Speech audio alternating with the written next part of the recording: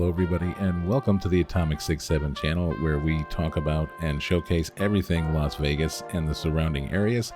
I have a short video for you today regarding the earthquakes that happened in the Surlas Valley, Ridgecrest area of California on July 4th and July 5th of 2019. They got hit good and hard with a double whammy, a 6.4 on July 4th and a 7.1 on July 5th, as I'm sure all of you watching this video by now already know. But I just wanted to share with you my comparison footage that I took of what we experienced here in our house on those 2 days, just to give you a little bit more perspective if you really don't quite grasp what happened out here and in California. That being said, if any of you were here in Las Vegas and experienced that set of earthquakes, please talk about it down in the comments section. I'd like to hear what your experience was and chat with you a little bit more about that, especially if you're from the Ridgecrest area of California. I would really like to hear from you as well. So before we get to my little bit of footage, here's a little picture that was provided by Mario Tama via Getty Images on CNN. An onlooker views newly ruptured ground after a 7.1 magnitude earthquake struck in the area on July 6th of 2019 near Ridgecrest, California. Now that's one heck of a crack, I gotta tell you, and it's really hard to see how deep that thing goes, but quite a sobering sight to say the least. So here's my little footage here. On the top is July 4th of 2019 and the bottom is July 5th. And as you can see in comparison, my chandelier is swinging quite a bit more, as am I, in the bottom footage. That was the 7.1 that hit Ridgecrest. It may not look terribly impressive to you here, but what I didn't have time to capture was our doors were swinging open and closed and all that, and I was having a little bit of a difficult time maintaining my footing while filming that, so you really felt the energy a lot more on the one on the 5th, and I can hear the house like creaking and groaning. It was really something else. I was really surprised at how much we actually felt on that earthquake. The July 4th earthquake, it was just a very slight rolling we felt, nothing terribly scary at all. But the July 5th earthquake, it started out very slight and ramped up, I guess as the energy wave was coming through the valley. And as it increased, we really started to become concerned about just how bad was it going to get. Was this just the energy from Ridgecrest, or is it triggering some of our own fault lines here? Thankfully, it was just the energy spanning out from their earthquake. And let me say right here and now that this was minuscule, negligible compared to what those poor people went through down in Ridgecrest and the surrounding area in that valley. So please know that our thoughts and prayers go out to you, and I hope that you can get back to some semblance of normalcy in your life again very soon, and I hope that the worst is over. Thankfully, this is the worst of the damage that we experienced here at our house, just a little tiny hairline crack on the top step of our front landing. So very thankful for that. So how far am I from the Ridgecrest Valley area where this earthquake occurred? Hey, I'm glad you asked. I've heard reports in the news that said, about 200 miles away, 200 plus. Those are measurements I think that were taken if you were to drive there using these roads and highways. But you see, earthquake energy doesn't follow that path. It goes its own way.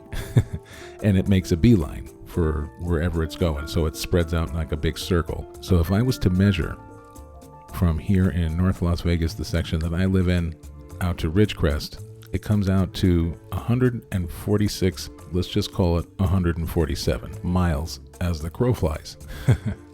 So there was a UNLV professor of geology, I believe, on Channel 13 having an interview, and she had an analogy as to why we felt this energy the way we did, and I think she outlined it perfectly, so I'd like to share that with you briefly.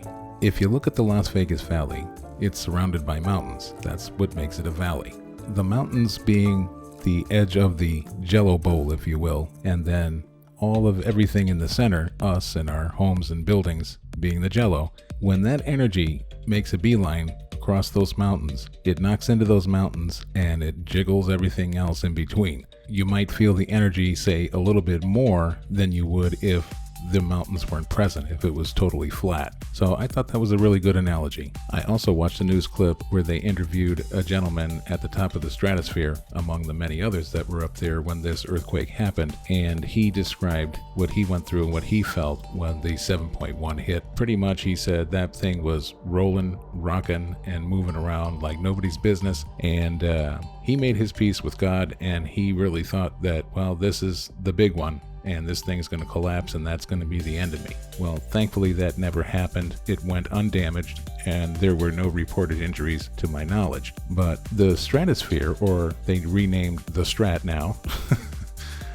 it's the tallest building in Las Vegas by far. So what I'm getting at here is, whether you're in a hotel or you're in the stratosphere or somewhere else, the higher you are off of the ground, the more you're going to feel things like earthquake energy or even winds. It's going to sway the buildings.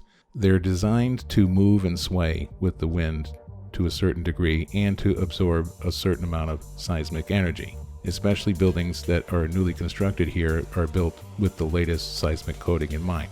Now, that being said, there have been several people stuck in elevators after the earthquake occurred. If this happens to you, don't panic. That's part of the seismic protection, if you will. The elevators are designed to shut off when they detect seismic activity. So this is all part of living in an earthquake-prone area of the country. According to statistics and reports, we're the third most active state in the country regarding earthquakes. There was also a report on the news today that discussed how we are actually prone to very strong quakes, and most of them will come from the California side over to here and won't even be produced by our own fault lines. So I'm not saying all this to be a fear monger or to dissuade you from coming here or anything like that. You just have to know what you're dealing with so you can be prepared and be safe. And lastly, before I let you go, I just want to give you a few more tidbits of useful information and resources, because whether you are a local resident or you are here just visiting for a particular amount of time, you're going to want to have access and knowledge of the local news outlets here in Las Vegas. I tend to gravitate towards Channel 13 and Channel 8 News Now. And then you also have Fox 5, Channel 13, which is NBC, and for Spanish-speaking folks, you have Telemundo. It's really important to also monitor the news out here, say a few days to a week before you come. You can catch their news simulcasts on YouTube. They post clips daily, especially Channel 13. They're very good about that. But you can stay up to date on what's going on here as far as seismic activity, as far as the weather goes. If you're planning a trip out here now in the summertime, this is our monsoon season. So there's always, storms that can pop up and flash flooding and things like that. That's also the same reason why you want to keep up to date while you are here. If you're planning trips, tours, anything outside activities, you want to be aware of what you're going to be up against, the day of, the day before, so forth and so on. So down in the description under this video, you're going to see a link for this page, so you can just come here and click and bookmark the ones that you want to keep after. And I'm also going to give you links to everything else I'm about to talk about with you as well. Another great site to have bookmarked, and don't go trying to download an app for this because there's no official USGS app, at least on the Android store. And the ones that are out there floating around that use USGS information, they're loaded with pop-ups and ads. It's just as easy to bookmark it, or you can save it to your phone screen, just like a little app icon. But have the USGS website on hand. They have great earthquake preparedness articles and tips and tricks, and even a section for kids. Really handy. And I'm also going to include a link for this other page in USGS because it really gives you in-depth detail, earthquake preparedness, procedures, so forth and so on. Tons of information there. And then under all that, I'm just going to leave links to little news clips that I thought were very interesting that I've been looking at the past couple of days, one of which is through CNN, where you see the two anchor reporters looking up at the ceiling as the 7.1 earthquake had just started, and they start seeing the equipment flailing around up there, and they decide to take cover under the desk. I'm also going to link this article, Here's What You Need to Know About the Earthquakes That Rock California by CNN, and right down in the bottom of the article I highlighted a little segment that really puts it into perspective.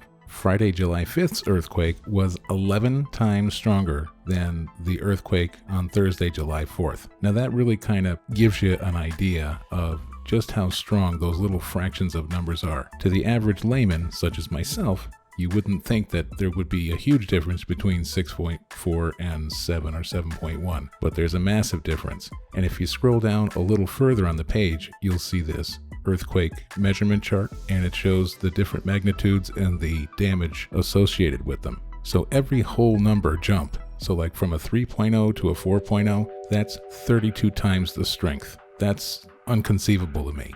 So the July 4th earthquake was a 6.4 magnitude, so that goes under the heading of strong, and the damage would be severe. And then of course the magnitude 7.1 on July 5th, that caused widespread heavy damage, and it's in the major category. So interesting little chart to just peruse over. But again, don't let any of this dissuade you from visiting out here or California or any one of these regions, because the whole planet is made up of tectonic plates, and yes, some of them don't move as often or aggressively as others. But what happens is, like the New Madrid Zone tectonic plate, that's right down kind of the Middle Eastern section of the United States. You see it highlighted there in red just above Louisiana. Those don't go off as often, but when they do go off, they pack a wallop. So whether you're on the East Coast, the Midwest, and you're dealing with hurricanes, thunderstorms, tornadoes, snow up to your nose, or you come out here and you put up with a little bit of heat, and in Nevada, the occasional earthquake. I choose out here. I came from the East, lived there most of my life. I've had enough. I love it here, and I'm willing to take the risk. So remember, no matter where you are, there is always some nemesis around lurking. So make sure you wear clean underwear. And don't go to bed naked, because you never know when you're going to have to jump up. So with that, I hope you enjoyed this video. I'm looking forward to chatting with you down in the comments section. And until next time, stay Vegas strong and take great care of yourself. Bye-bye. If you liked the video, please consider subscribing. Please click that thumbs up button too. And activate that notification bell, or I'll come to your house and sit on your couch in my boxer shorts. Thank you, and see you next time. Ciao, baby.